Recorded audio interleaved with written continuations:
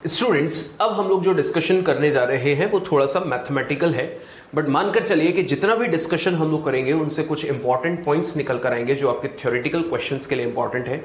जो पॉइंट्स निकल कर आएंगे वो हमारी कैलकुलेशन में काफ़ी हमारी हेल्प करेंगे, और जो पॉइंट्स हमारे पास सामने आएंगे वो हमें क्वेश्चंस को और जल्दी से सॉल्व करने का ट्रिक सिखाएंगे।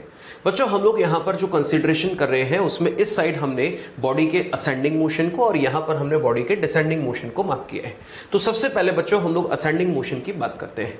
बॉडी को प्रोजेक्ट करते टाइम सबसे पहली चीज बच्चों यहाँ पर मैंने लिख दिया ग्राउंड यानी कि origin as 0,0 which is point of projection. और सेकेंड थिंग, बॉडी पर यहां पर मैं टाइम मार्क कर देता हूं, यहां पर जो भी उसका मोशन हुआ है, ये जितने भी इंटरवल्स है बच्चों ये सब एक एक सेकंड के इंटरवल्स हमने लिए हैं। सबसे पहले बच्चों यहां पर मैंने मार्क कर दिया 0 सेकंड, फिर हमने यहां मार्क कर दिया 1 सेकंड, 2 सेकंड, 3 सेकंड। बच्चों ये इंस्टेंट जहां पर है वो 3 सेकंड है, तो यहां पर भी मैंने 3 सेकंड मार्क कर दिया। उसके बाद ये 4 सेकंड, ये 5 सेकंड और ये 6 सेकंड। इस तरह से बच्चों ये पूरे टोटल टाइम की हम लोग बात करेंगे। अब बच्चों देखिए, हम लोग जब बॉडी को असेंडिंग मोशन करा रहे हैं तो अभी आपको रिसेंटली सर ने बताया कि असेंडिंग मोशन के दौरान अगर वेलोसिटी अपवर्ड है तो उसको हमने पॉजिटिव लिया है, और जैसे ही बॉडी को आप प्रोजेक्ट कर देते हो तो प्रोजेक्ट करने के तुरंत बाद उस पर ग्रेविटी फोर्स अकेला काम कर रहा है, जिसकी वजह से उसका एक्सेलरेशन होगा g डाउनवर्ड्स। और बच्चों इस पूरे डिस्कशन के दौरान ये मानकर चलना कि एयर रेजिस्टेंस हमने कंसीडर नहीं किया है। तो जितने भी पॉइंट्स, जितने भी शॉर्ट ट्रिक्स यहां पर हम लोग डिस्कस करेंगे उसमें हर जगह बार बार ये चीज हम लोग स्पेसिफाई करने की जरूरत हमें ना पड़े। हम लोग हमेशा मानकर चल रहे हैं कि एयर रेजिस्टेंस कितना है, 0। सेकंड थिंग, हम बॉडी को जब प्रोजेक्ट करेंगे तो हमेशा वो जिस हाइट तक जाएगी वो हाइट अर्थ की रेडियस के रिस्पेक्ट में, जैसा सर बता चुके हैं, नेग्लिजिबल होगी। तो throughout the motion g यानी कि acceleration due to gravity constant है। ऑब्जर्व करते हैं बच्चों जैसे ही हमने बॉडी को ऊपर की तरफ प्रोजेक्ट किया तो प्रोजेक्ट करते टाइम बॉडी की वेलोसिटी कितनी थी, +30। और जैसे ही बॉडी हाथ से निकली ग्रेविटी एक्सेलरेशन उसके पास कहां लगा, नीचे, जिसकी वजह से उसकी वैल्यू कितनी है, -10। वेलोसिटी प्लस की, एक्सेलरेशन माइनस का, केस ऑफ रिटार्डेशन। और हम लोग एक्सेलरेशन सेक्शन में सीख चुके हैं कि इस वैल्यू को हम लोग देखकर बोल सकते हैं कि पर सेकंड वेलोसिटी का मैग्नीट्यूड 10 से कम होगा क्योंकि रिटार्डेशन है। तो बच्चों ऑब्जर्व कीजिए, अब मैं आपसे आंसर्स पूछ रहा हूं, एक एक सेकंड बाद क्या होगा। जब फेंका था तो वेलोसिटी थी 30 अपवर्ड्स। एक सेकंड बाद बच्चों वेलोसिटी कम होगी, बढ़ेगी, कम होगी डेफिनेटली। और कितने से कम होगी, 10 से। तो एक सेकंड बाद अगर वेलोसिटी देखी जाए तो कितनी होगी, 20 मीटर पर second upwards, and acceleration is still in downward direction. तो अगेन केस ऑफ वही रिटार्डेशन। तो बच्चों इस इंस्टेंट पर वेलोसिटी अगर +20 यानी कि 20 अपवर्ड है तो एक सेकंड बाद कितनी होगी, +10। दैट मींस 10 मीटर पर सेकंड अपवर्ड्स, और एक्सेलरेशन अभी भी कितना है, -10। तो बच्चों ऑब्जर्व कीजिए कि ये भी 10 और ये भी -10। तो ऑब्जर्व कीजिए मैग्नीट्यूड फिर से 10 से कम होगा तो एक सेकंड बाद वेलोसिटी क्या हो जाएगी, 0। तो इसका मतलब यह हुआ कि यहां पर जब वेलोसिटी 0 हो गई है तो पार्टिकल अपनी मैक्सिमम हाइट पर पहुंच चुका है, जैसा कि सर ने अभी आपको रिसेंटली एक्सप्लेन किया कि जब भी पार्टिकल मैक्सिमम हाइट पर है मतलब उसकी वेलोसिटी वहां पर 0 हो चुकी है। अब बच्चों यहां से हम लोगों ने जो पॉइंट सीखे पहले उनको समराइज कर देते हैं। बच्चों सबसे पहले देखें असेंडिंग मोशन कैसा होता है, रिटार्ड मोशन। पर सेकंड वेलोसिटी का मैग्नीट्यूड 10 से या 9.8 से कम होता है, ये जी की वैल्यू पे डिपेंडेंट है। तो बच्चों अगर मैं आपसे जल्दी से एक क्वेश्चन पूछूं कि बॉडी को ऊपर की तरफ 60 मीटर पर सेकंड से प्रोजेक्ट किया है तो पर सेकंड वेलोसिटी अगर 10 से कम हो रही है तो बताओ कि उसको असेंडिंग मोशन का टोटल टाइम कितना होगा, 6 सेकंड। बिल्कुल, क्योंकि एक सेकंड में वेलोसिटी 10 से कम होती है तो 0 होने में 60 को कितना टाइम लग जाएगा, 6 सेकंड। तो time of flight time of ascending वो हमने ऐसे ही ओरली कैलकुलेट कर लिया। ऑब्जर्व कीजिए बच्चों नेक्स्ट पॉइंट कि जब भी आप इस तरह से क्वेश्चन को सॉल्व करेंगे तो ये वाला जो पॉइंट हमको मिल रहा है ये हमारे अकॉर्डिंग सबसे इंपॉर्टेंट पॉइंट है जो हमें थ्योरेटिकल क्वेश्चन में हमेशा मिलेगा ही मिलेगा। और वो पॉइंट है कि इस इंस्टेंट पर वेलोसिटी 0 है पर एक्सेलरेशन नॉन जीरो है। मतलब it is possible to have non-zero acceleration when instantaneous velocity is 0। मतलब किसी इंस्टेंट पर वेलोसिटी 0 है तो एक्सेलरेशन भी 0 हो ऐसा जरूरी नहीं है। इसका सबसे बेस्ट एग्जांपल कौन सा है हमारे पास, top most point of motion under gravity in 1 dimensions. Next point बच्चों, काउंट कीजिए total time of ascending motion कितना है, काउंट करना, एक एक सेकंड का इंटरवल है। यहां से स्टार्ट किया, यहां तक 1 2 3 मतलब टी असेंडिंग बच्चों हमको मिल गया है कितना 3 सेकेंड। अब बच्चों हम लोग डिस्कस कर रहे हैं डाउनवर्ड मोशन। अब जैसा कि सर ने आपको बताया कि इसके टॉप मोस्ट पॉइंट पर इसकी जो वेलोसिटी कितनी है 0। तो बच्चों एक बात समझना ध्यान से, अपन ने बॉल को सीधे ही ऊपर फेंका था और ये इसी पाथ पे वापस नीचे आएगी, पर अपन ने इसको अलग अलग इसलिए शो करा है ताकि आपको बात समझ में आ जाए। अब ध्यान दीजिएगा, अगर मैं इस पॉइंट की बात करूं तो इस पॉइंट पे टाइम कितना होता है 3 सेकंड। इस पॉइंट पे उसकी जो वेलोसिटी कितनी थी 0 थी और एक्सेलरेशन -10 मीटर पर सेकंड स्क्वायर। अब मैं सिर्फ और सिर्फ डाउनवर्ड मोशन की बात कर रहा हूं, तो मेरे लिए डाउनवर्ड मोशन कहां से स्टार्ट हुआ, इस पॉइंट से स्टार्ट हुआ। इस पॉइंट को मैंने रिप्रेजेंट करा यहां पर। तो बच्चों जब मेरा यहां से स्टार्ट हुआ तो इस पॉइंट पर वेलोसिटी कितनी थी 0, तो मैं कंसीडर करूंगा इसके लिए initial velocity that is u। तो यहां मैं बोलूंगा u इक्वल टू 0 और एक्सेलरेशन ड्यू टू ग्रेविटी अभी भी कितना लग रहा है 10 मीटर पर सेकंड स्क्वायर और डाउनवर्ड्स, तो अपन लिख दिया a इक्वल टू -10। सर ने आपको एक्सेलरेशन का मतलब समझा ही चुके हैं कि हर एक सेकंड में मैग्नीट्यूड ऑफ वेलोसिटी 10 मीटर पर सेकंड से चेंज होगी। और क्योंकि यहां पर मोशन भी डाउनवर्ड है और एक्सेलरेशन ड्यू टू ग्रेविटी भी डाउनवर्ड है, तो क्या ये एक्सेलरेटेड मोशन होगा। इसका मतलब नीचे आते आते इसकी स्पीड बढ़ेगी और इसकी स्पीड बढ़ेगी पर डायरेक्शन किधर होगा, नीचे की तरफ होगा। तो बच्चों ध्यान दीजिएगा, यहां पर टाइम कितना होता था 3 सेकंड, अपन उसी को कंटिन्यू करें इस साइड पर, तो टाइम कितना लग गया 3 सेकंड। जैसे 3 से 4 हुआ, क्या 1 सेकंड कवर हुआ, बिल्कुल। 1 सेकंड में जो उसकी वेलोसिटी हो जाएगी कितनी हो जाएगी -10, बिकॉज बेटा अपन a कितना लिया है -10 मीटर पर सेकंड स्क्वायर। नेक्स्ट 1 सेकंड में -20 और नेक्स्ट 1 सेकंड में -30 मीटर पर सेकंड। इसका मतलब ये हुआ हर एक सेकंड में उसकी वेलोसिटी 10 मीटर पर सेकंड के मैग्नीट्यूड से बढ़ती जा रही है। तो ऊपर तो कम हो रही थी और यहां पर बढ़ रही है। जैसा सर ने आपको बोला कि अपवर्ड मोशन का जो टोटल टाइम था वो कितना था 0 से 3 मतलब 3 सेकंड। अगर मैं यहां की बात करूं तो यहां पर 3 से कितना हुआ 6, तो बताओ ये टाइम इंटरवल कितना हुआ 3 सेकंड। इसका मतलब यहां से ये निकाल सकते हैं कंक्लूजन कि अपवर्ड मोशन का टाइम और डाउनवर्ड मोशन का टाइम दोनों सेम होते हैं कंसीडरिंग नो एयर फ्रिक्शन। तो उस केस में दोनों टाइम कैसे होंगे बच्चों, सेम होंगे। अच्छा यहां से एक और चीज कह सकते हैं क्या कि जो स्पीड इस पॉइंट पर है, क्या यहां पर स्पीड 0 थी, यहां पर भी कितनी 0, यहां पर स्पीड 10, यहां पर स्पीड 10, यहां पर स्पीड 20, यहां पर स्पीड 20, यहां स्पीड 30, यहां स्पीड 30। तो आई कैन से जितनी स्पीड से मैं ऊपर फेंकूंगा उतनी स्पीड से वापस वो मुझे कैच हो जाएगी। इसका मतलब 30 से मैंने फेंका, स्पीड वर्ड बोल रहा हूं, और तो यहां पर वापस क्या होगा 30 से मैं उसको कैच कर लूंगा। और यहां से अपन क्या सीखे कि हर टाइम इंटरवल पे मतलब आमने सामने उस केस के अंदर स्पीड कैसी है, सेम है। पर सर वेलोसिटी सेम नहीं है, आई थिंक वेलोसिटी सेम नहीं है sir, and because of direction. तो देखिए बच्चों, सर ने आपको बार बार स्ट्रेस करके बोला कि हर पॉइंट पे, मतलब जैसे कि फेंकते टाइम स्पीड 30 थी तो टकराते टाइम भी 30 है, पर सर ने आपको स्ट्रेस देके बोला स्पीड। ध्यान रखिए, अगर वेलोसिटी बोलते तो यहाँ पे हम बोल सकते थे कि वेलोसिटी प्रोजेक्ट करते टाइम और वेलोसिटी स्ट्राइक करते टाइम सेम नहीं है। कारण क्योंकि वेलोसिटी में डायरेक्शन भी देखनी होती है, पहले वेलोसिटी अपवर्ड थी और फिर वेलोसिटी डाउनवर्ड है। बच्चों जैसे सर ने आपको बताया टाइम ऑफ असेंडिंग और डिसेंडिंग इक्वल होते हैं, इसी में एक पॉइंट और ऐड कर देते हैं, that is time of flight. बिल्कुल सर। टाइम ऑफ फ्लाइट का मतलब होता है बच्चों जितने टाइम तक बॉडी एयर में रही है, मतलब पहले गई असेंडिंग मोशन उसका टाइम प्लस डिसेंडिंग मोशन उसका टाइम, तो T ascending plus T descending इन दोनों को ऐड कर दें तो वो बन जाता है टोटल टाइम ऑफ फ्लाइट। बच्चों आगे बढ़ते हुए, जैसा कि सर ने आपको भी कंपैरिजन करा ही दिया, उसी को हम लोग समराइज कर देते हैं। बच्चों अब हम लोग इस पर्टिकुलर पॉइंट की बात कर रहे हैं। बिल्कुल बच्चों, ऊपर जाते टाइम इस पॉइंट पर स्पीड कितनी थी 20 मीटर पर सेकंड, और लौटते टाइम इस पॉइंट पर स्पीड कितनी है 20 मीटर पर सेकंड। बच्चों देखिए, मैं स्पीड बोल रहा हूं और सर का आंसर आप सुन रहे हैं कि वो सर 20 बोल रहे हैं, अपने को माइनस प्लस नहीं बोल रहे हैं क्योंकि बात चल रही है स्पीड की। तो बताओ फिर से, फेंकते टाइम इस पॉइंट पर स्पीड कितनी थी 20 मीटर पर, लौटते टाइम कितनी है 20 मीटर पर, फेंकते टाइम इस पॉइंट पर एक्सेलरेशन कितना था -10 मीटर पर, लौटते टाइम कितना है -10 मीटर पर। इसका मतलब ये हुआ कि सेम लेवल पे सेम स्पीड और सेम एक्सेलरेशन होता है। कहने का मतलब है कि ऊपर जाते टाइम इस पॉइंट को अगर बॉडी ने 20 मीटर पर सेकंड से क्रॉस किया है तो लौटते टाइम भी वो इस पॉइंट को 20 मीटर पर सेकंड से ही क्रॉस करेगी, सिर्फ और सिर्फ उसकी वेलोसिटी की डायरेक्शन बदलेगी। अदरवाइज आप देख रहे हैं मैग्नीट्यूड सेम है। ऑब्जर्व कीजिए 20 एंड 20, यहां कितना है 10 और 10, यहां कितना है 0 एंड 0, और यहां कितना है 30 and 30। Same level same speed but velocity same नहीं है। तो सर यहां से बच्चा एक बार कभी बार क्वेश्चन गलती कर देता है कि t इक्वल टू 1 सेकंड पर जो वेलोसिटी है और t इक्वल टू 5 सेकंड पे क्या वेलोसिटी है, क्या both are equal? Not exactly, because सिर्फ मैग्नीट्यूड सेम होंगे, उनकी डायरेक्शन सेम नहीं होगी, speeds are same. Exactly sir.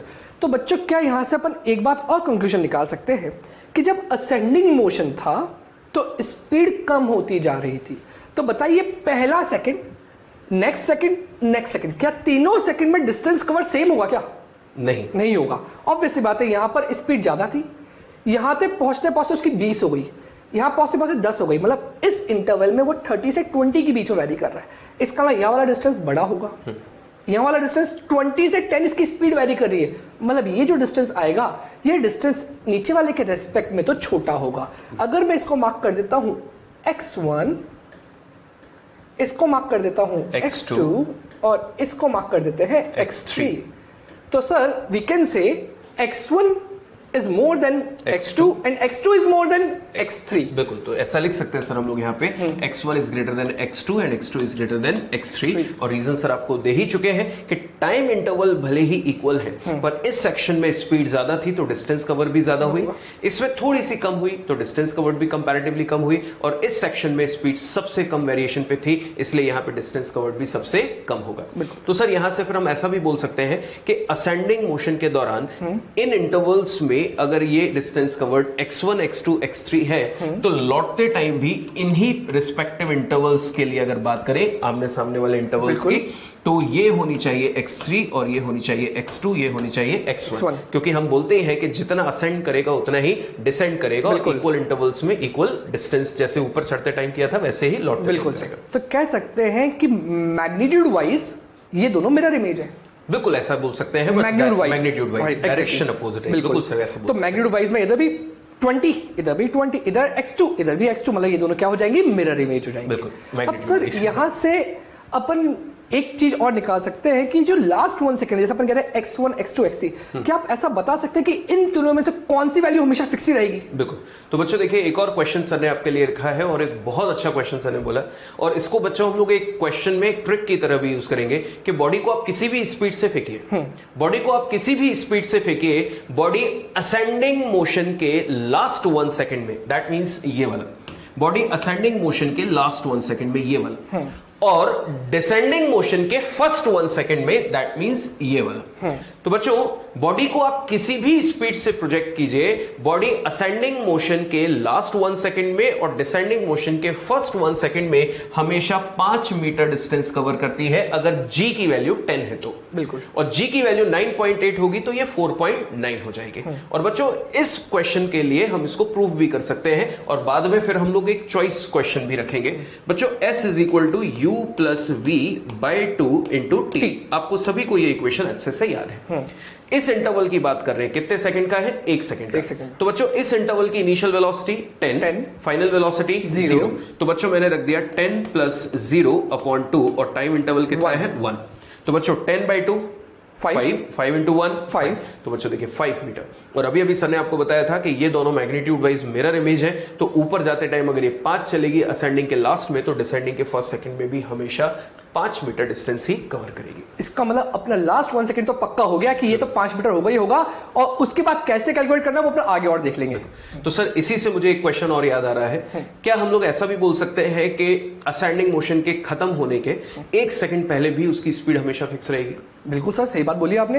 1 second पहले बोला, इसका मतलब फाइनल स्पीड तो 0 थी, तो 1 सेकंड पहले कितनी होगी स्पीड 10। और जो डिसेंडिंग मोशन को उसके पहले 1 सेकंड पे भी कितनी हो जाएगी 10। स्पीड तो कैसी रहेगी, सेम लेवल पे सेम रहेगी। बिल्कुल। तो बच्चों देखिए हमने इतने सारे पॉइंट्स डिस्कस किए और उन सबको हम लोग समराइज करके बारी बारी से थ्योरेटिकल फॉर्म में रीड करते हैं। आइए देखिए। बिल्कुल।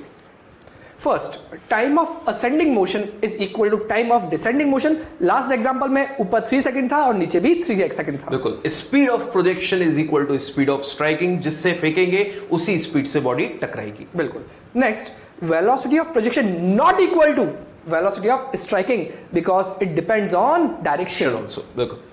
नेक्स्ट पॉइंट है बच्चों, at a particular point during ascending and descending motion speed of particle and acceleration is same but not the velocity because of change in direction. तो वो बात हमने की थी कि एक पर्टिकुलर लेवल पर बात करें तो ऊपर जाते टाइम और लौटते टाइम स्पीड और एक्सेलरेशन सेम थे, वेलोसिटी सेम नहीं होगी क्योंकि डायरेक्शन बदल गई। बिल्कुल। Next point, it is possible to have non zero acceleration when instantaneous velocity is zero, top most point जहां पर इंस्टेंटेनियस वेलोसिटी जीरो थी और एक्सेलरेशन नॉन जीरो था, तो यहां पर ये लिखा है टॉप मोस्ट पॉइंट।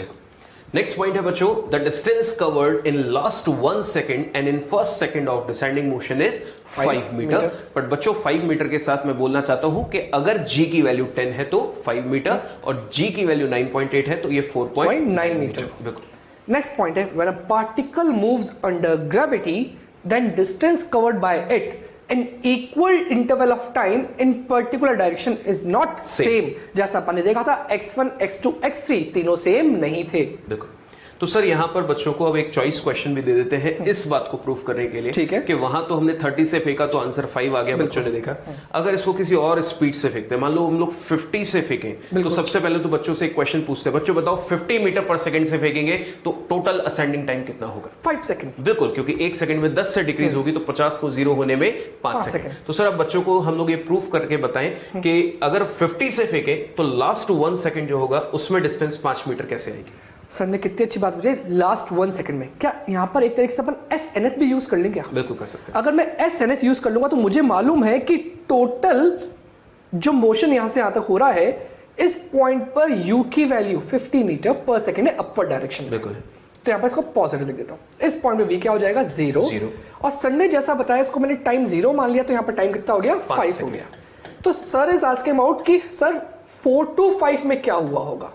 t4 जब था और t5 था, मतलब लास्ट 1 सेकंड की बात कर रहे हैं।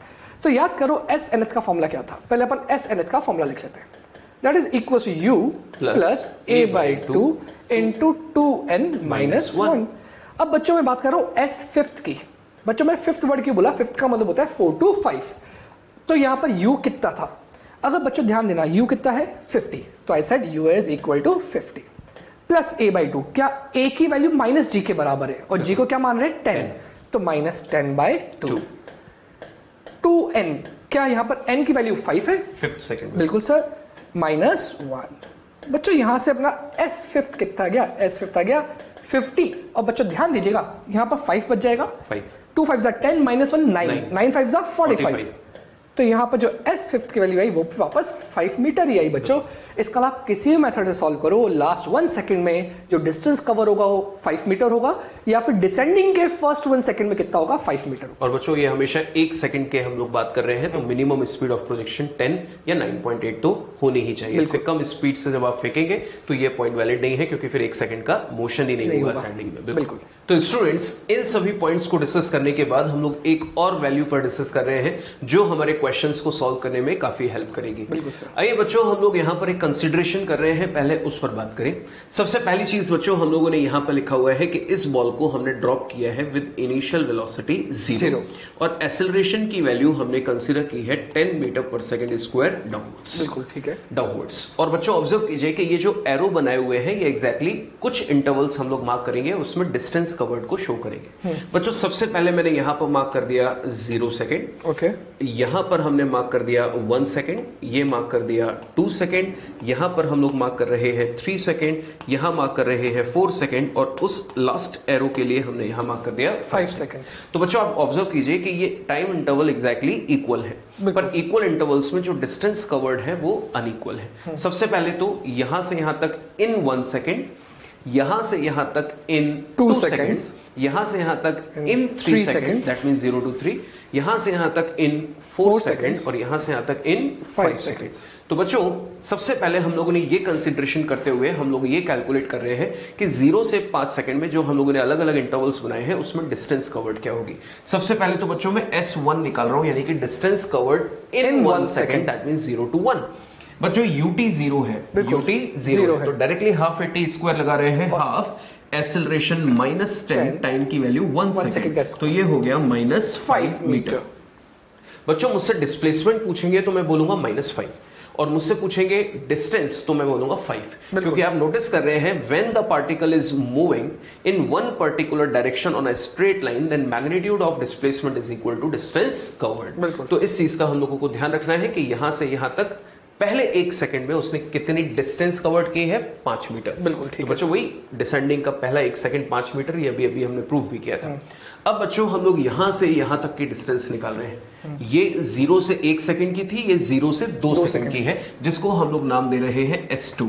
अगेन UT तो 0 है, हाफ A 2 स्क्वायर। बच्चों 2 से एक 2 कैंसिल, तो 10 और 2 माइनस 20 मीटर। बच्चों डिस्प्लेसमेंट कितना है? -20 एंड डिस्टेंस कितनी है? 20। बच्चों अब हम लोग S3 कैलकुलेट कर रहे हैं, that means distance covered in 3 second, 0 to 3, 0 से 3 सेकंड में। तो बच्चों 0 से 3 सेकंड की अगर कैलकुलेट करें तो हाफ -10 और 3 स्क्वायर, तो ये हो जाएगा बच्चों -45 मीटर। इसी तरह से बच्चों S4 और S5 भी हम निकाल रहे हैं। S4 का मतलब क्या होगा? इन 4 सेकंड जो डिस्टेंस कवर किया 0 से 4, और S5 का मतलब 0 से 5।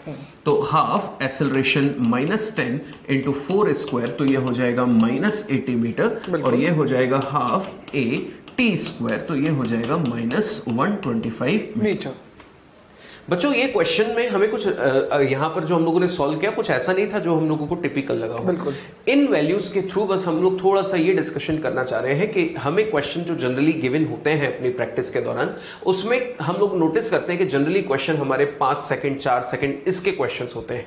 और हमें यहाँ पर ध्यान क्या रखना है कि बॉडी को जब भी हम लोग मोशन कराएंगे तो पहले 1 सेकंड में वो हमेशा 5 मीटर, पहले 2 सेकंड में हमेशा 20 मीटर, पहले 3 सेकंड में हमेशा 45 मीटर, पहले 4 सेकंड में हमेशा 80 मीटर, और पहले 5 सेकंड में हमेशा 125 मीटर कवर करती है।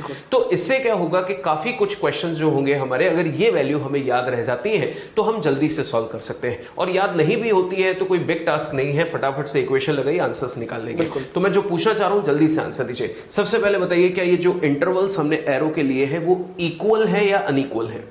अनइक्वल है। एक 0 से 1, एक 0 से 2, एक 0 से 3, एक 0 से 4 और एक 0 से 5।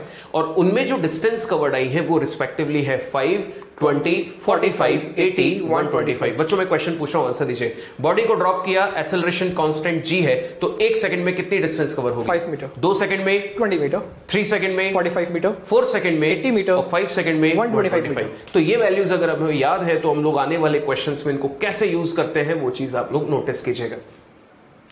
तो बच्चों जैसा सर ने बोला तो अपन इन सब चीजों को यहाँ लिख देते हैं।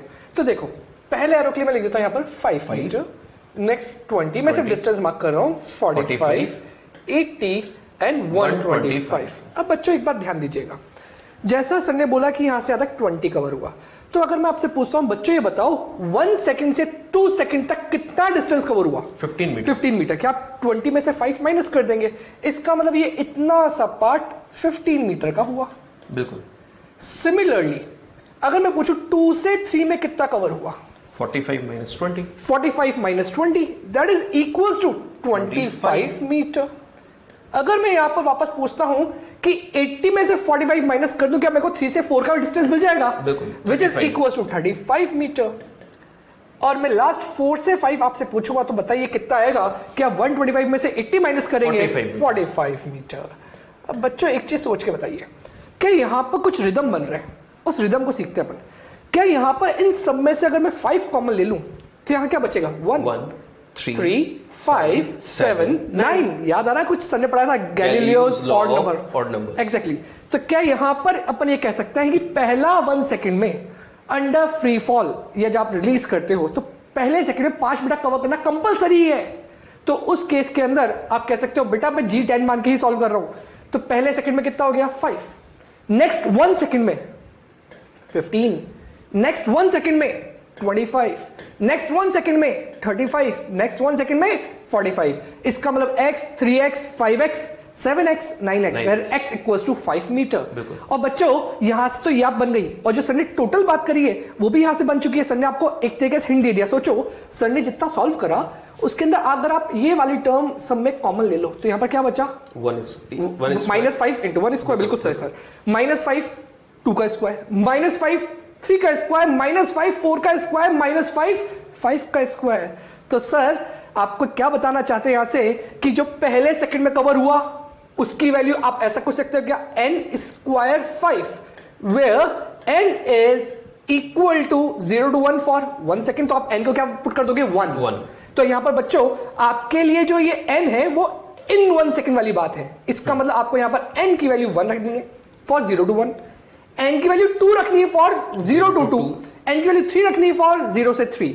तो सोचो अगर अपन इसको फटाफट समराइज कर दें, टोटल डिस्टेंस निकालना है तो n square 5, where n is आपको वो टाइम देखना है 0 से 2 तो आपको 2 रखना है, 0 से 3 आपको 3 रखना है। और आपको इंडिविजुअल एक एक सेकंड का टाइम बोले या इंडिविजुअल एक एक सेकंड के अंदर डिस्टेंस कवर कितना हुआ तो आप लगा दो x, 3x, 5x, 7x, 5x, sorry 7x, 9x और x की वैल्यू फ्रॉम फर्स्ट सेकंड कितना होगा 5, उसके अकॉर्डिंग आप सॉल्व करना है।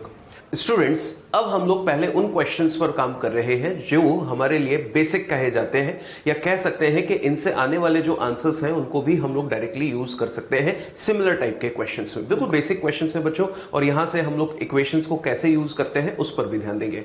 देखिए क्या लिखा हुआ है, a particle is dropped from some height small h, then find time taken by it to reach at ground and also find its striking velocity। तो बच्चों सबसे पहले अगर हम लोग कंसीडर करें कि मान लीजिए किसी हाइट से हमने एक पार्टिकल को ड्रॉप किया है, let us consider this one is the particle जिसको हम लोग ड्रॉप कर रहे हैं, और ड्रॉप किया है स्टेशनरी प्लेटफॉर्म से, तो इसकी इनिशियल वेलोसिटी कितनी होगी? 0। क्वेश्चन में बच्चों लिखा हुआ है कि जिस हाइट से हम इसको गिरा रहे हैं वो हाइट कितनी है? Small h। So here I can write the height is small h। अब क्वेश्चन में बोला जा रहा है फ्रॉम टॉप टू बॉटम आने में इसको कितना टाइम लगेगा, और जब ये ग्राउंड पर पहुंचेगा तो ये कितनी स्पीड से पहुंचेगा या कितनी वेलोसिटी इसकी होगी, ये हमें कैलकुलेट करना है। तो बच्चों जैसा कि हम लोगों ने इक्वेशंस ऑफ मोशन से सीखा है कि सबसे पहले पैरामीटर्स चेक कर ले, u कितना होगा? 0। बच्चों एक्सेलरेशन क्या होगा? g downwards. बिल्कुल। डिस्प्लेसमेंट बच्चों हम लोग अगर मार्क करें तो ये है इनिशियल पोजीशन और ये है final position. If we draw a straight line vector from initial to final, तो वेक्टर का एरो कहां आएगा? नीचे की तरफ। और वैसे भी हम लोग साइन कन्वेंशंस में सीख चुके हैं कि ये पॉइंट ऑफ प्रोजेक्शन है, तो इसके रिस्पेक्ट में जो डाउनवर्ड होगा उसको हम लोग क्या मान रहे हैं? नेगेटिव। तो डिस्प्लेसमेंट हो गया -h, एंड बच्चों हमको कैलकुलेट करना है वैल्यू ऑफ टाइम। तो देखिए u और a तो सभी इक्वेशंस में आता है, s और t रिलेशन कौन सा होता है? Second equation of motion, that is s is equal to ut plus half at square. बिल्कुल बच्चों ut की वैल्यू 0 बिकॉज इनिशियल वेलोसिटी 0 है। डिस्प्लेसमेंट बच्चों कितना है? -h is equal to half, acceleration downwards है इसलिए -g एंड t स्क्वायर। बच्चों माइनस से माइनस हम लोग कैंसिल कर सकते हैं, तो t की वैल्यू यहां से आ जाएगी √2h/g। बच्चों ये है बॉडी को जब हमने ड्रॉप किया तो ग्राउंड तक आने में टाइम। अगर इस तरह का कोई भी क्वेश्चन हमें बोला जाता है कि बॉडी को इनिशियल वेलोसिटी 0 से हम ड्रॉप कर रहे हैं, तो h हाइट उसको ट्रैवल करने में, नीचे आने में कितना टाइम लगेगा, तो आप डायरेक्टली भी इसको यूज कर सकते हैं। पर बच्चों ध्यान रखें, अब आप जब इस इक्वेशन को यूज करेंगे तो आपको h का कोई साइन नहीं रखना है, क्योंकि हम कैलकुलेशन में इनके साइन ऑलरेडी कंसिडर कर चुके हैं। अब आप डायरेक्टली वैल्यू प्लेस कीजिए और आंसर निकालिए। बिल्कुल सिमिलरली बच्चों अगर हम लोग यहां पर v equal to u plus at या v square equal to u square plus 2as इन इक्वेशन से स्ट्राइकिंग स्पीड निकालना चाहें तो दोनों से ही आंसर आ जाएगा, बिकॉज टाइम हमें पता चल चुका है। तो ऑब्जर्व कीजिए, अगर हम लोग इक्वेशन नंबर 1 अप्लाई करें v equal to u plus at, तो स्ट्राइकिंग वेलोसिटी बच्चों हमको कैलकुलेट करनी है, that is v। Initial velocity 0 है, एक्सेलरेशन -g, और बच्चों नीचे आने का टाइम हम लोगों ने कैलकुलेट कर लिया है √2h/g। अब बच्चों अगर इसको सिंप्लीफाई करना है तो g को रूट के अंदर अगर हम लोग ले जाए तो आप नोटिस कीजिएगा ये बन जाएगा √2h/g स्क्वायर अपॉन g। एक g से एक g कैंसिल, तो -√2gh is the striking velocity. बच्चों माइनस साइन हमें क्या बता रहा है? डाउनवर्ड डायरेक्शन, क्योंकि टकराते टाइम इसकी वेलोसिटी जो होगी वो नीचे की तरफ होगी। तो ऑब्वियस सी बात है कि जब हम लोग इसको सॉल्व करेंगे तो माइनस साइन एक्सपेक्टेड है। पर आप नोटिस कीजिएगा कि अगर आप इसको v square equal to u square plus 2as से सॉल्व करेंगे तो इनिशियल वेलोसिटी 0 है, एक्सेलरेशन -g, डिस्प्लेसमेंट -h, तो v की वैल्यू क्या आ जाएगी? √2gh। बच्चों आपने नोटिस किया इस इक्वेशन से मैग्नीट्यूड तो सेम आया पर डायरेक्शन निकल कर नहीं आई। तो अपन को याद है इक्वेशंस ऑफ मोशन में अपन ये बात कर चुके हैं कि third equation of motion vector v dot product से बनी है, तो ये हमेशा एक स्केलर आंसर निकाल के देती है। तो ऐसे क्वेश्चंस में अगर आपको डायरेक्शन की जरूरत पड़ती है तो आप खुद से वहां पर लास्ट में लगा दें कि डाउनवर्ड है तो माइनस होगी या अपवर्ड है तो प्लस होगी। बढ़ते हैं बच्चों नेक्स्ट क्वेश्चन की तरफ। जो भी आपने फर्स्ट क्वेश्चन में देखा उसी को अपन सेकंड क्वेश्चन में और थोड़ा सा एनहांस फॉर्म में देख रहे हैं, और बच्चों इसके भी आंसर आप याद कर सकते हैं to solve the question easily. बच्चों ध्यान दीजिएगा, a particle is projected vertically upward with speed u from ground, then find its time of flight and maximum height attained, सबसे अच्छा वर्ड है time of flight. Time of flight का मतलब ये नहीं है कि मैं पार्टिकल को ग्राउंड से प्रोजेक्ट कर रहा हूं तो मुझे मैक्सिमम हाइट तक का टाइम निकालना है, ये नहीं है। इसका मतलब आपको ग्राउंड से वापस लौट के ग्राउंड तक आने में जो टाइम लग रहा है वो निकालना है। और जो मैक्सिमम हाइट है जहां पर उसकी स्पीड या फिर वेलोसिटी क्या हो जाए जीरो, वहां तक की आपको हाइट निकालनी है। तो बच्चों वर्क करते हैं इस चीज के ऊपर। जैसा कि पहले कंसीडर कर लेते हैं कि अपना फ्रेम दैट इज या ग्राउंड को अपन ने मान लिया कि यहां से अपन बॉल को प्रोजेक्ट कर रहे हैं और यहां से अपन सारी पोजीशन कैलकुलेट कर रहे हैं।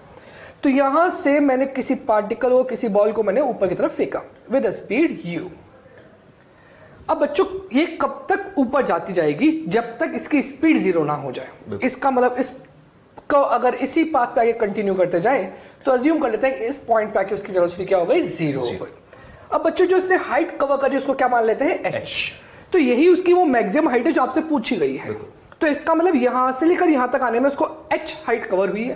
पर मुझे मालूम है कि acceleration is due to gravity, तो उसकी वैल्यू क्या है, नीचे है डाउनवर्ड। तो a इक्वल्स टू क्या हो जाएगा बच्चों, minus G. Minus represent downward direction. तो बच्चों अगर मेरे को यहाँ पर h निकालना है तो मैं क्या लिखूंगा, ध्यान दीजिएगा। मैं लिख रहा हूं third equation v square equal to u square plus 2as। बच्चों v की वैल्यू तो जीरो थी, u स्क्वायर u की वैल्यू u ही है जो आपको क्वेश्चन में दे रखी है, माइनस बच्चा मैंने माइनस इसलिए लगाया a की वैल्यू माइनस g है, तो 2g। और बच्चों ये डिस्प्लेसमेंट जो हो रहा है वो ओरिजिन से ऊपर की साइड हो रहा है, मतलब पॉजिटिव ही है, इसलिए मैं क्या लिख देता हूं h। क्या बच्चों यहां से u square is equal to 2gh आ गया और h की वैल्यू हो गई u स्क्वायर बाय 2g। तो बच्चों यहां से ये जो h आया है ये वो मैक्सिमम हाइट है, जिस मैक्सिमम हाइट पे आके उसकी स्पीड क्या हो गई, जीरो, और उसके बाद वापस वो नीचे आ जाएगा। तो ये तो अपना आ गया h मैक्स, भी आप इसको लिख सकते हैं। तो एक तो हो गया बच्चों u स्क्वायर बाय 2g। अब बात हो रही है टाइम ऑफ फ्लाइट की। बच्चों क्या अपने को ये बात मालूम है कि अगर एयर रेजिस्टेंस कंसीडर नहीं करते तो जितना टाइम ऊपर जाने में लगता है उतना ही टाइम नीचे आने में भी लगता है। और याद करिए कुछ देर पहले सर ने आपको यही चीज सिखाई है कि अगर पार्टिकल ऊपर से नीचे आ रहा है तो उस केस में टाइम कितना लगा था, that is equal to under root 2h by G. इसका मतलब अपन इस पर्टिकुलर पार्ट को दो तरीके से सॉल्व कर सकते हैं। पहला तरीका क्या है कि अगर अपन सर वाला मेथड यूज करते हैं तो ये पार्टिकल नीचे आएगा, तो ऊपर जाने का टाइम भी t, तो नीचे आने का टाइम भी t। तो बच्चों मैं कह सकता हूं कि पहले मेथड से t की value under root 2h by G जो आपने लास्ट क्वेश्चन में निकाल चुके हैं। बिल्कुल। और बच्चों ये जो रूट 2h बाई जी है ये सिर्फ ऊपर से नीचे आने का टाइम है। अगर मैं बोलूं total time of flight capital T which is equal to t plus t, t तो अप जाने का और t डाउन आने का, दैट इज इक्वल टू क्या जाएगा 2 times of 2h by G. बच्चों ये तो टाइम ऑफ फ्लाइट आ गई। या फिर इसको करने का दूसरा तरीका, अगर मान लो आपको याद नहीं रहता कि ऊपर से नीचे आने में टाइम कितना लगा, उस केस में आप कैसे अप्रोच करेंगे, क्या आप यहां बोलेंगे स्पीड कितनी थी u, ऊपर टॉप मोस्ट पॉइंट पे स्पीड कितनी थी बच्चों, जीरो, और जब वो नीचे से ऊपर गया तो अपन यूज कर सकते हैं v equals to u plus 80। तो ध्यान दीजिएगा मैं लिख रहा हूं v equals to u plus 80। I am only considering upward motion, जब वो नीचे से ऊपर जा रहा है। तो v की वैल्यू क्या हो गई, जीरो, u की वैल्यू u है बच्चों माइनस g इंटू टी। क्या यहां से t की वैल्यू जो आई है, ध्यान दीजिएगा gt को इधर ले गए और g को फिर u के नीचे ले आइए, क्या t बराबर u बाई जी। तो ये जो t आया है ये सिर्फ असेंडिंग मोशन का है। सिमिलरली अगर डिसेंडिंग मोशन की बात करें तो क्या डिसेंडिंग मोशन में भी वापस t की वैल्यू u बाई जी आएगी, बिकॉज जितना टाइम नीचे से ऊपर जाने का उतना टाइम ऊपर से नीचे आएगा। तो टोटल टाइम ऑफ फ्लाइट होगा वो इन दोनों का addition which is equal to u by G. तो बच्चों ये 2u बाई जी, और यहां से आप बोलोगे सर ये तो 2 रूट 2h बाई जी आ गया, तो कैसे चेक करें। तो याद करिए कुछ देर पहले आपको सर ने क्या बताया था कि आपके पास h की वैल्यू भी हो या फिर u की वैल्यू हो, उनको आप पुट करेंगे तो आपके पास सेम आंसर मैच करेगा। तो बच्चों ये आपके ऊपर कन्वीनियंस है कि आप कौन से वाले टर्म को याद रखते हो। कुछ याद न रहे तो आपके पास बेसिक मेथड तो है ही सही। तो बच्चों मैं लास्ट बात बोलूंगा, h मैक्स कितना, u स्क्वायर बाई 2g। अगर आप इसको यहां रख दोगे तो same to same answer match हो जाएगा। अब t की value 2u by g for full time of flight, नीचे से ऊपर, ऊपर से नीचे। अगर आधे बात पूछे that is equal to u by G. बच्चों देखिए क्वेश्चन में दिया है 2 balls a and b are dropped from same height। तो सबसे पहले बच्चों इसको हम लोग ड्रॉ कर लेते हैं। बिल्कुल सर। मानकर चलिए कि यहाँ पर किसी हाइट से हमने पार्टिकल्स को ड्रॉप किया। क्वेश्चन में दिया है ball A and ball B, दोनों को ड्रॉप किया है बच्चों, दोनों की इनिशियल वेलोसिटी 0। और बच्चों हम लोगों ने ये टाइम यहाँ पर मार्क कर दिया कितना, 0 सेकेंड। ऑब्जर्व करना आगे क्या लिखा हुआ है। लिखा हुआ है ball B is dropped after 2 second of ball A, मतलब बॉल ए को हमने पहले गिरा दिया और उसके बाद हमने बॉल बी को रिलीज किया है, और बॉल बी को रिलीज किया है ए को गिराने के 2 सेकेंड बाद। कहने का मतलब है बच्चों अगर ये 0 सेकेंड है, यहां पर हम लोग 1 second, 2 second, 3 second, 4 second, 5 second ऐसे मार्क कर ले, मान लेते हैं। ठीक है। तो बच्चों क्या बोला जा रहा है कि B is dropped after 2 second of ball A। कहने का मतलब है कि बॉल A जब 2 सेकेंड का मोशन कर चुकी थी, ओके, बॉल A जब 2 सेकेंड का मोशन कर चुकी थी तब हमने B को स्टार्ट किया। Exactly. तो इसका मतलब B जो होगा वो हमेशा 2 सेकेंड से लैग करेगा A के रिस्पेक्ट में। A अगर 5 सेकेंड चलेगा तो उतनी देर में B को टाइम ऑफ मोशन कितना मिला होगा, 3 सेकेंड, क्योंकि उसको 2 सेकेंड बाद स्टार्ट किया तो A के रिस्पेक्ट में वो हमेशा 2 सेकेंड का मोशन कम परफॉर्म करेगा। बिल्कुल सर। आगे लिखा है find separation between both the balls after 5 second of releasing ball A, मतलब ए बॉल को रिलीज करने के 5 सेकेंड बाद जब ए ने 5 सेकेंड का मोशन परफॉर्म कर लिया है तब ए और बी के बीच में कितना डिस्टेंस का या कितना सेपरेशन रहा होगा। नोटिस कीजिए बच्चों, जब ये 2 सेकंड का मोशन कर चुका था तब इसको स्टार्ट किया, जब ये 3 सेकंड का मोशन करेगी तब इसने कितना किया होगा, 1 सेकंड का। जब इसने 4 सेकंड का मोशन किया होगा तब इसने किया होगा 2 का, और जब इसने 5 सेकंड का मोशन किया तब इसने किया होगा 3 सेकंड। बच्चों आपने हमेशा नोटिस किया कि ए के रिस्पेक्ट में ये हमेशा 2 सेकंड से लैग कर रही है। बिल्कुल। और बच्चों अभी अभी हम लोगों ने डिस्कस किया, अब इसको हम लोग डायरेक्टली अप्लाई कर रहे हैं। बताओ बच्चों यहां तक अगर बात करें तो बी ने कितने टाइम का मोशन परफॉर्म किया है, 3 सेकंड, और 3 सेकंड में जो डिस्टेंस कवर की होगी वो होगी 45 मीटर इन 3 सेकंड। अभी अभी हम लोगों ने डिस्कस किया। और ए ने बच्चों यहां से यहां तक कितने टाइम का मोशन परफॉर्म किया है, 5। तो 5 सेकंड में इसने जो डिस्टेंस कवर की होगी वो कितनी होगी, 125 मीटर। अब बच्चों ए चल चुका है 125 और बी चला है कितना, सॉरी S3 45 मीटर। तो ऑब्जर्व कीजिए इनके बीच का जो सेपरेशन होगा यहां से यहां तक, ये सेपरेशन अगर हम लोग कैलकुलेट करें तो वो कितना होगा, 125 minus 45 is equal to 80 metre.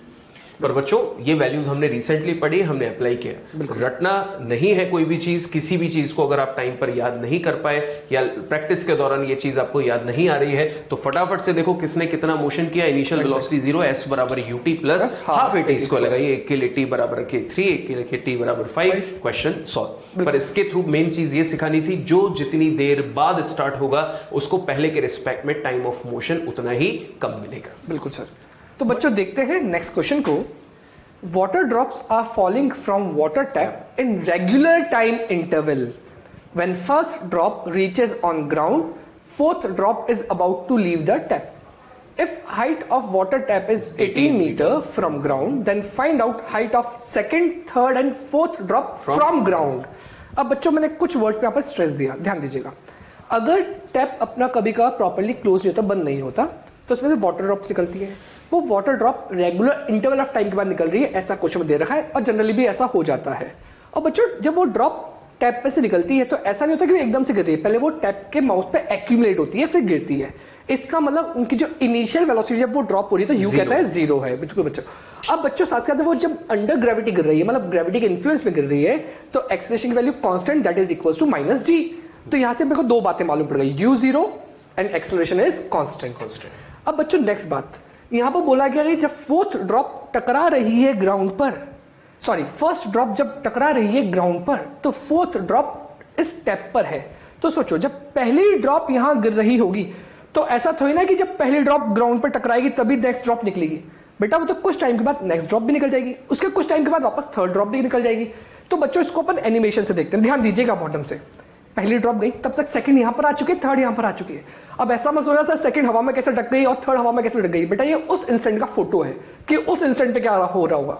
First drop ground के टकराई, तो बच्चों मैं इसको मार्क कर देता हूं, this is first drop, this is second drop, this is third drop and this is fourth drop. और बच्चों यहां पर एक वर्ड क्या लिखा हुआ है, रेगुलर टाइम इंटरवल। मैं बार बार इस वर्ड को क्यों बोल रहा हूं, u0 regular time interval, acceleration constant. याद करो कोई अपने ट्रिक समझी थी गैलीलियो लॉ 1357 वाली। तो अपने क्या सीखा था कि पहले 1 सेकंड में x कवर होता है, तो नेक्स्ट में 3x फिर 5x। तो सोचो बच्चों, क्या यहां से यहां तक मैं इसी पॉइंट से क्यों कंसीडर कर रहा हूं, बिकॉज इस पॉइंट पे u 0 होता है, वहां के बाद एक्सेलरेशन कांस्टेंट और नीचे आ रहा है।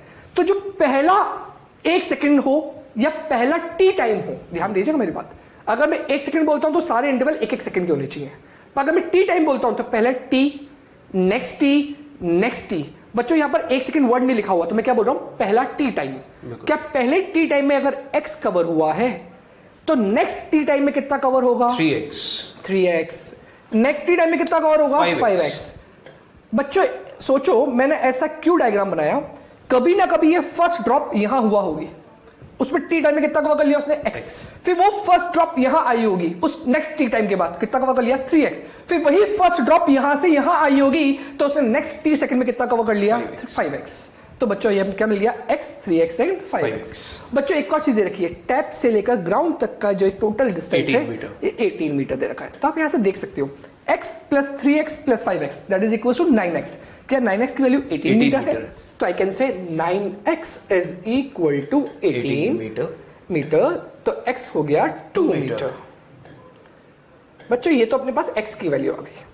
अब मुझसे क्या पूछा उसको ध्यान देना, मुझसे पूछा गया है height of second, third and fourth drop from ground. तो बेटा ये सोचो सेकंड ड्रॉप ग्राउंड से कितना ऊपर है जब फर्स्ट यहां टकरा चुकी है, 5x। तो इसका मतलब मैं बात करूं सेकंड ड्रॉप की, तो बच्चों में लिख रहा हूं डिस्टेंस ऑफ, s का मतलब distance of second drop from ground. यहां पर लिख दो /g का मतलब फ्रॉम ग्राउंड। तो बेटा फ्रॉम ग्राउंड है वो 5x, आप डायग्राम में देख सकते हैं। x की वैल्यू बेटा 2 रख दी, कितना हो गया 10 metre. Distance of third drop from ground is equal to, ध्यान दीजिएगा थर्ड ड्रॉप ये है 5x प्लस 3x 8x। तो 8x which is equal to 8 into 2 16 meter। and similarly distance of fourth drop from ground। और बच्चों वैसे ही question में लिखा हुआ है कि फोर्थ ड्रॉप टैप पर ही है, और टैप वैसे ग्राउंड से कितना ऊपर है, 18 मीटर। तो बच्चों डायरेक्टली लिख दो या फिर चेक कर लो 5x 3x x 9x और x की वैल्यू कितनी है 2, तो आंसर आ जाएगा 18 मीटर। तो बच्चों इस अकॉर्डिंग आप सॉल्व कर सकते हैं। और लास्ट बात बोल रहा हूं, क्वेश्चन में जरूर पढ़ना कि डिस्टेंस कहां से बोला गया है। यहां पर तो क्या बोला है, फ्रॉम ग्राउंड। कभी कभार क्वेश्चन में फ्रॉम टैप से भी पूछ लेते हैं, तो ऐसा ना हो कि आप पूरा आंसर निकाल दो, आंसर गलत हो जाए। ये बात ध्यान रखना, फ्रॉम टैप लिखा है या फ्रॉम ग्राउंड लिखा है।